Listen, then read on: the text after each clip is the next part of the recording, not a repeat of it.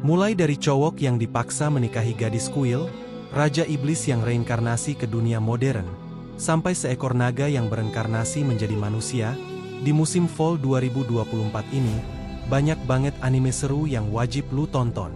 Berikut di antaranya. Oh ya, ini part kedua dari rekomendasi anime yang rilis di musim Fall 2024 ini. Anime pertama ada Ranma Seperdua. Anime ini bercerita tentang Soun Tendou menjalankan sekolah seni bela diri Tendou, ditemani oleh ketiga putrinya, Akane, Nabiki, dan Kasumi.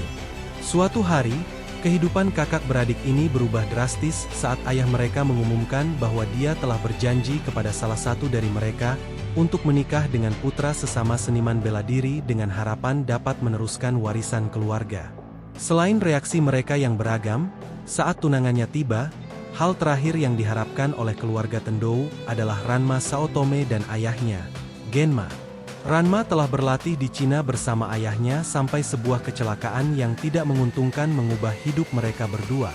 Sekarang, ketika air menyentuh mereka, Ranma berubah menjadi seorang gadis dan Genma menjadi seekor panda raksasa.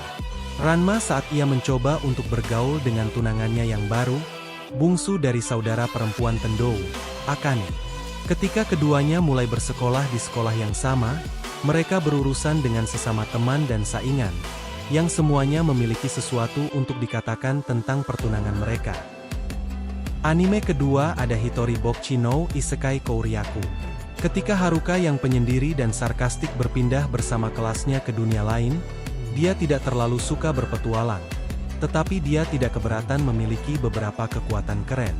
Sayangnya, dia berada di barisan terakhir saat kemampuan sihir yang kuat dibagi-bagi. Jadi saat giliran Haruka tiba, tidak ada pilihan yang bagus lagi. Sekarang Haruka harus menghadapi dunia fantasi ini dengan cara yang sulit. Sendirian, dengan sihir dan keterampilan yang aneh. Ketika pertikaian dan kekacauan terjadi di antara teman-teman sekelasnya, bisakah si penyendiri ini datang untuk menyelamatkan? Selanjutnya ada anime Amagami-san Chino en Musubi. Uryu Kamihata awalnya memiliki kehidupan yang sulit, tetapi dia melupakan itu semua dan berusaha mencapai mimpinya, yaitu diterima di sekolah kedokteran.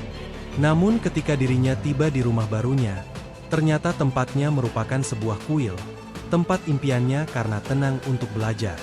Alih-alih tenang, ternyata dirinya harus tinggal bersama tiga bersaudara perempuan Amagami yang cantik dan bersemangat. Juga, harus menikahi salah satu dari mereka untuk mengambil alih kuil. Selanjutnya ada anime Raise Watanin ga 2. Yoshino Somei mungkin adalah seorang siswa SMA biasa jika bukan karena fakta bahwa dia adalah cucu dari pemimpin Somei Group yang berbasis di Osaka, organisasi Yakuza terbesar di wilayah Kansai. Suatu hari, Yoshino bergegas pulang ke rumah setelah mendengar berita tentang penyatuan sindikat terbesar di Kansai dan Kanto, kelompok Somei dan Miyama. Menurut artikel tersebut, hal ini akan menghasilkan pernikahan antara cucu para pemimpin. Salah satunya adalah Yoshino sendiri. Terlepas dari usaha terbaiknya untuk membatalkan perjanjian tersebut, Yoshino harus pergi ke Tokyo untuk mengunjungi tunangannya, Kirishima Miyama, yang ternyata sangat baik dan menawan. Di urutan nomor 5 ada Mao 2099. Kota metropolitan Cyberpunk Shinjuku adalah kota yang dihiasi lampu neon, gedung pencakar langit yang menjulang tinggi, dan teknologi mutakhir. Pada tahun 2099 disinilah era penyatuan, di mana Raja Iblis Veltol yang legendaris akan datang yang kedua kalinya dalam 5 abad. Namun lanskap ini tidak seperti yang ia taklukkan bertahun-tahun yang lalu, karena perpaduan antara sihir dan teknik telah mengangkat peradaban ke tingkat yang belum pernah terjadi sebelumnya. Veltol mungkin telah direduksi menjadi catatan sejarah, tapi jangan salah, dunia baru yang berani ini akan diambil untuk menjadi miliknya. Selanjutnya ada anime, yang mengisahkan, Jill Savelle tunangan putra mahkota Geralt de Kleitos dan dikenal sebagai Lady Goddess of War, diburu oleh negara yang sama dengan negara yang ia sumpah untuk melindunginya. Dikhianati oleh tunangannya, dia dituduh sebagai pengkhianat dan dipenjara.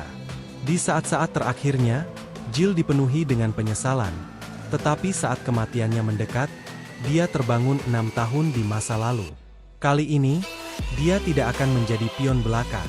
Sekarang sebagai seorang gadis berusia 10 tahun, Jill bertekad untuk melarikan diri dari pertunangannya yang akan segera terjadi dengan sang pangeran.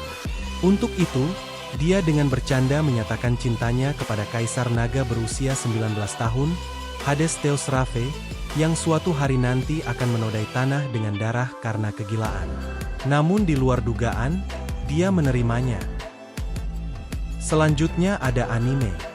Menceritakan Keisuke Niijima yang kehilangan istri tercintanya, Takae, 10 tahun yang lalu. Sejak saat itu, dia tidak merasa hidup dan terlihat sebagai pria yang murung. Satu-satunya keluarga yang tersisa bagi Keisuke adalah putri semata wayangnya, Mai. Keisuke ingin Mai bahagia tapi dia tidak melakukan apapun untuk putrinya selain memberikan biaya hidup. Waktu ayah dan anak ini berhenti 10 tahun yang lalu. Mereka tinggal di rumah yang sama tetapi menjalani kehidupan yang sangat terpisah dan tidak berkomunikasi dengan baik. Suatu hari, seorang gadis sekolah dasar muncul di depan rumah Niijima dan mengklaim bahwa dia adalah reinkarnasi dari Takae. Anime selanjutnya menceritakan seorang healer dikeluarkan dari partinya karena pemimpin menyadari bahwa ia tidak memberikan banyak kontribusi kepada tim. Tak lama kemudian, si penyembuh harus mencari anggota baru untuk berpesta. Setelah menemukan seorang seniman bela diri yang imut untuk diajak bekerja sama, dia mengungkapkan rahasianya. Meskipun dia adalah penyembuh yang biasa-biasa saja, dia sebenarnya bertarung dengan baik dalam pertarungan jarak dekat. Ini adalah kisah seorang support yang diam-diam menjadi DPS, dan di mana seluruh konflik berasal dari fakta bahwa dia tidak pernah memberitahu parti lamanya bahwa dia adalah DPS. Selanjutnya ada anime yang menceritakan, Nina mengalami awal kehidupan yang sulit, mencuri untuk bertahan hidup dan akhirnya dijual sebagai budak oleh kakaknya sendiri.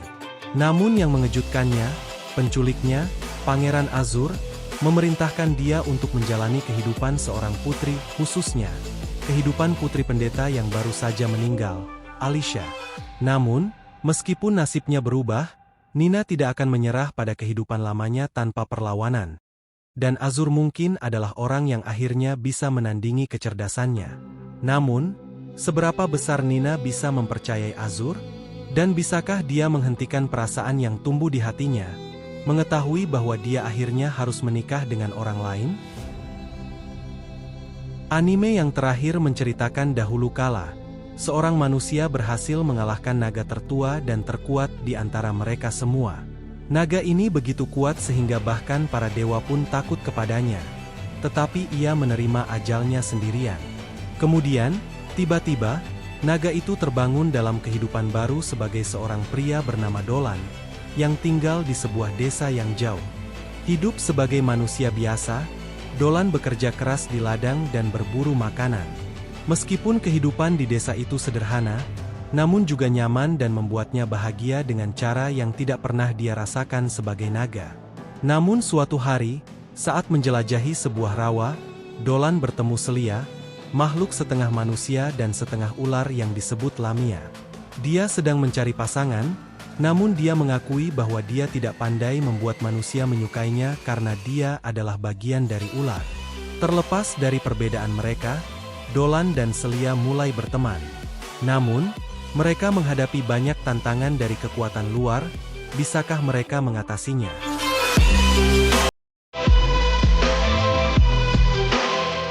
Baiklah, segitu aja buat hari ini. Seandainya ada anime lain yang kelewat, kalian bisa tulis aja di kolom komentar. So, semoga kalian menikmatinya, dan bisa nambah daftar tontonan anime di musim ini. Sekian dari gua, maaf kalau ada salah kata, terus jangan lupa subscribe.